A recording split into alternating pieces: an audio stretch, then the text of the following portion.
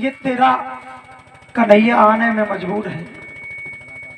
क्या करें, इस प्रकृति के नियम हैं। आकर के मामा ने बुलाया था यज्ञ करने के लिए, लेकिन यज्ञ तो नहीं, उस मामा के पाप के घड़े भर गए थे, वो फूटने वाले थे, इसलिए मामा का वध हो गया मेरे हाथों से।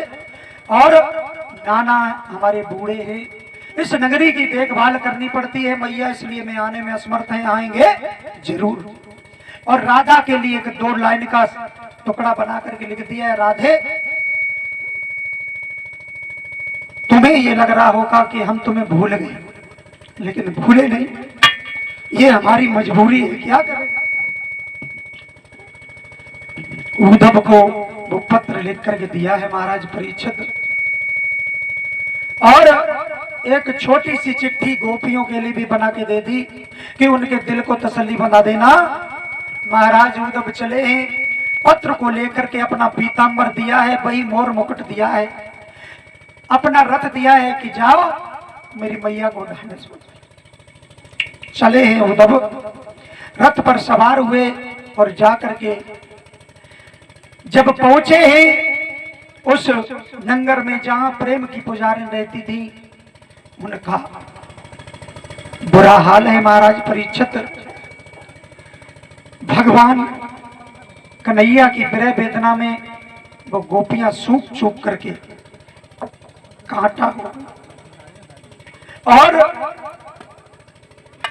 जिन कदम के वृक्षों पर पपिया सुंदर सुंदर अपनी बोली सुनाते थे, कोयल सुंदर सुंदर गीत सुनाती थी भगवान की बंसी पर, वो सब वृक्ष सूख गए। क्या हाल है महाराज परीक्षित। बालाएं कुआं पर जल भरती हैं, खड़ी खड़ी भगवान की याद में। क्या हाल है महाराज परीक्षित, आंखों से नीर बहते हैं, और घड़ा कुएं में छोड़ दिया है तो उठाने की सुध नहीं है। जैसे ही भगवान के रथ को आता हुआ देखा, वही पीतांबर है, वही मोर मुकुट है, और वही रथ है। तो महाराज सोचने लगे आज मेरा सिंह वापस आ रहा है। चलो आया तो बहुत दिनों के बाद आया, लेकिन लौट के तो आया। गोपियां भागने लगी हैं, और उस रथ के पास जब पहुंची हैं, इधर कुछ गोपियां कुएं पर जल भर रही हैं, तो उनकी क्या दिशा है महाराज। भगवान कन्हैया की विरह वेदना में कैसी व्याकुल है कि जल भरे घाट पर गोपी, और वो घंटों खड़ी दिखाती है।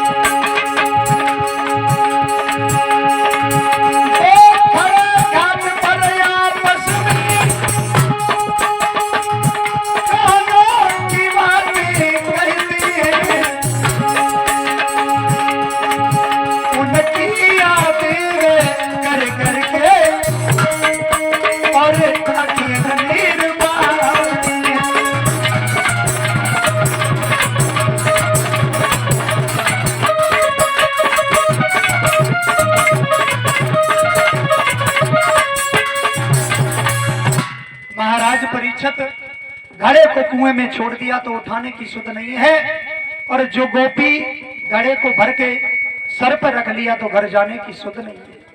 भगवान कन्हैया की विरह वेदना में बुरा हाल है।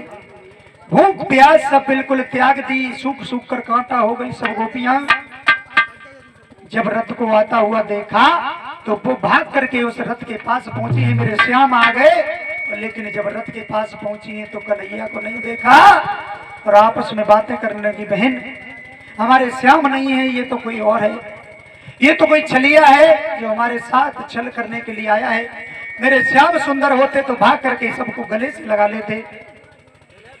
उद्धव ने रथ को खड़ा कर लिया और कहने लगे हैं, हे बालाओ, हमें भगवान कन्हैया ने भेजा है, अपना मुकुट दिया है, पीतांबर दिया है, अपना रथ दिया है, क्योंकि तुम्हें ऐसे विश्वास नहीं होता। इसलिए सब गोपियां एकदम भाग करके आई और कहने लगी, मेरे श्याम सुंदर कब आएंगे और मेरे लिए क्या भेजा है। तो उद्धव कहने लगे, श्याम सुंदर जल्दी ही वापस आएंगे, आने में कुछ देरी है, वो मजबूर हैं, तुम्हें भूले नहीं है और तुम्हारे लिए पत्र भेजा है। जैसे ही पत्र दिया है उद्धव ने निकाल करके, सब गोपियां भाग करके आई, उस पत्र को छीनने लगी आपस में। और महाराज परीक्षित जब छीनने लगी तो छोटा सा पत्र का टुकड़ा वो आपस जैसे छीना बीच से फट गया, और जब फट गया तो गोपियों ने पढ़ नहीं पाया और आपस में छीनने लगी। महाराज राधा कहने लगी, इस पत्र में देख तो लेने दो क्या लिखा है मेरे श्याम ने, और रोने लगी बुरी तरह से। उस पत्र को जोड़ने लगी और देखने लगी इस पत्र में लिखा क्या है। जब सखियां आपस में चारों तरफ घेरा लगा करके बैठ गई, उस पत्र को बीच में रख करके जोड़ा है और पढ़ना शुरू किया है। तो लिखा है, मेरी प्रेम की पुजारी ने राधा और सभी सखियों को मेरा सादर प्रणाम, और हम तुम्हें भूले आएंगे जरूर, आने में देरी है, हम तुम्हें भूले नहीं है। और राधा तुम मेरी मैया को ढांढस बनाना, मेरी मैया का बुरा हाल होगा, मैं मजबूरी में रुके हैं, मेरे दिल को भी चैन नहीं है। और लिखा है श्याम सुंदर ने,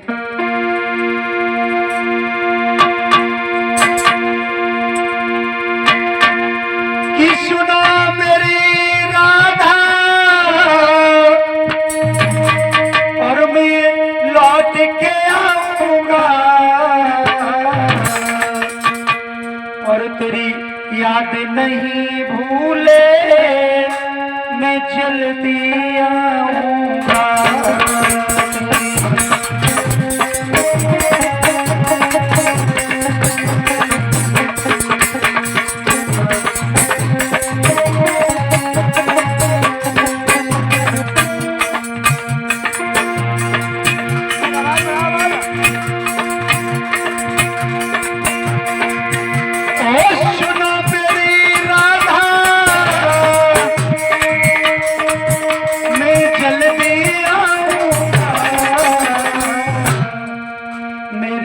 बात याद रखना, मैं भूल न जाऊंगा।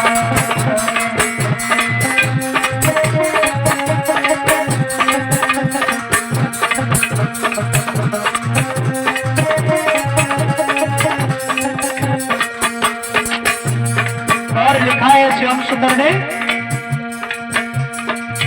परसों की मैं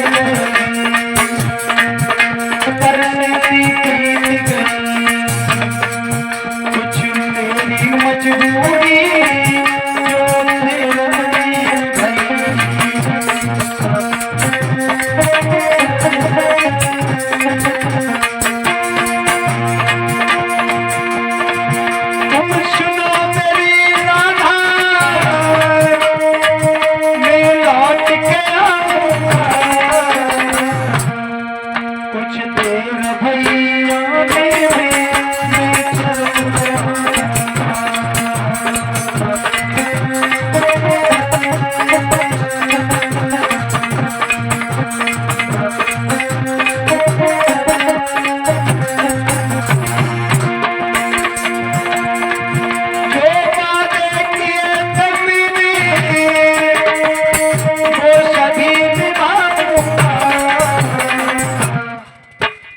सुनो मेरी राधा